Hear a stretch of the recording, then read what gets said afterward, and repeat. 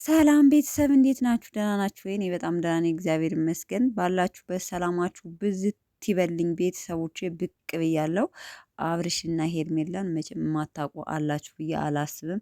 ዛሬ እንግዲህ ተንበርክኮ እንደምታዩት ታገቢኛለሽ ወይ ብሎ ሰርፕራይዝ አድርጓታል። እሷም ደግሞ የጋብቻዋን ቀለበት ተቀብላለች። አዎ ፈቃደኛ ነኝ ብላ እንግዲህ እጇን ዘርግታ ቀለበቱ ከጣቷ ውስጥ ገብቷል።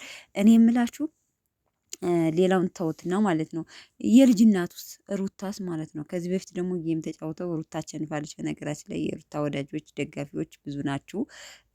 በዚህ አጋጣሚ ግን ማንም ይሁን ማንም ሴት ልጅ በላዋ ላይ ቺት ሲደረግባት ማንም ትሁን ማትወዷት ቢሆን ራሱ ቺት ሲደረግባት ወይም ደግሞ አግብታ ልጅ ወልዳ ልጁንና እሷን ትቶ ሌላ ሚስት ጋር እንትን ሲል ማንም የማይደግፈው ነገር ነው እና በብዛት የሩታ ደጋፊ ናችሁ። ስለዚህ ማለት ነው። ግን እኔ ግራ የሚገባኝ አንድ ነገር አለ። ምንድን ነው ስንቴ ነው እኔ ማለት ወይስ አይኔ ነው? ትክክለኛ የቀለበት ፕሮግራም መቼ ነው?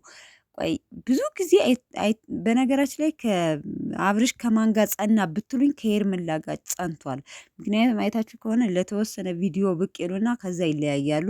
ሄርሜላ ግን እስካሁን ድረስ ራሱ አብረዋሉ። እሷም ደግሞ ልጅ አለው ወይም ደግሞ ሚስት አለው ብላ ቀንታ ምናምን አትተወውም። በጣም ተንከባክባ ነው የምትይዘው አይታችሁ ከሆነ ማለት ነው ሄርሜላና ሩታዬ። እኔ እንግዲህ ምን እንደምልሽ አላቅም።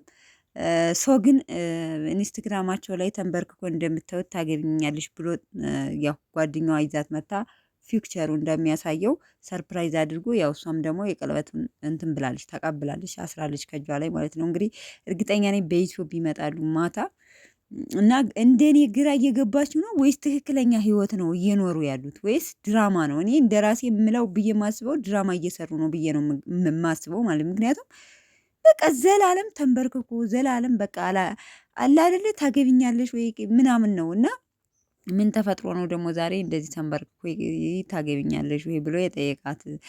ሲቀጥል ይሄ ትክክለኛ ህይወት ነው ወይ ነው? እና እኔ ግራ እየገባኝ ነው ቤተሰቦቼ። ለማንኛውም ግን እኔ እንደራሴ ቢዝነስ እየሰራ ነው። ለነገሩ ልጁ በጣም ጎበዝ ልጅ ነው። እውነት ለመናገር ሳላደንቀው አላልፍም። እና ምን ልላችሁ ፈልጌ ነው፣ ምሽት ጠብቁ፣ ምሽት ጠብቁ።